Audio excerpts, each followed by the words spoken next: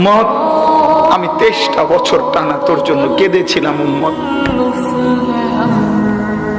আমি এমন কাঁদা কাঁদছি রে উম্মত তোদের জন্য।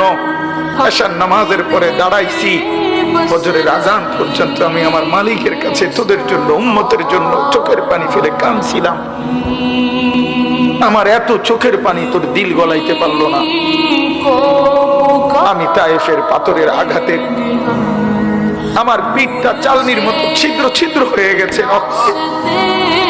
আমি বুকে পেটে 2টা পাথর বাঁধছি ক্ষুধার কষ্টে। আমি উহুদের দান শহীদ করা রক্তে উহুদের ময়দানে পড়েছিলাম বেহুশ হয়ে। আমার ঘরের চুলায় 3 মাস রান্নার জন্য কোনোদিন চুলায় আগুন জ্বলে নাই।